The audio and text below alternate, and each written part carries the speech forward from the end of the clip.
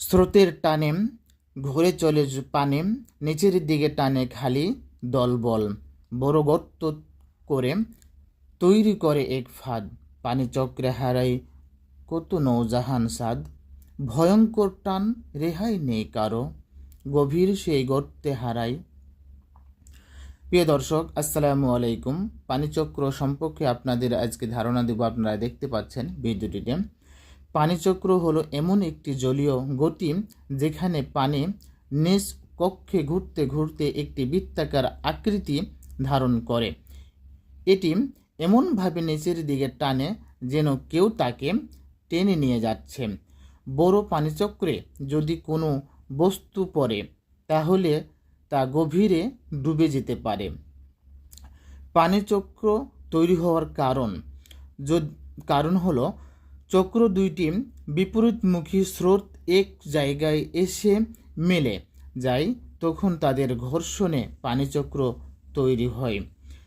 জলের নিচে পাথর কিংবা দ্বীপ অথবা ডুবে যাওয়া কাঠামো থাকলে স্রোতের গতি বাধাগ্রস্ত হয়, ফলে পানিচক্রর সৃষ্টি হয়।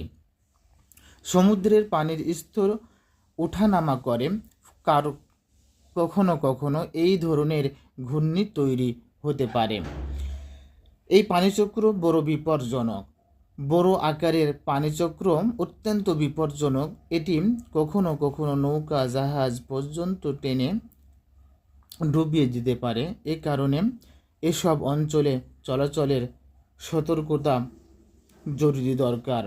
ঘূর্ণি জলে গড়ে বৃত্ত টানে ধীরে গভীর নিচে, প্রকৃতির এক নিঃশব্দ জাদু ছলনায় ভরা সৃষ্টি গোচরে। স্রোতের খেলা, গোপন টান দেখলে মনে জন্মায় ভয়, তবুও কত রহস্য লুকায় জল জগতে।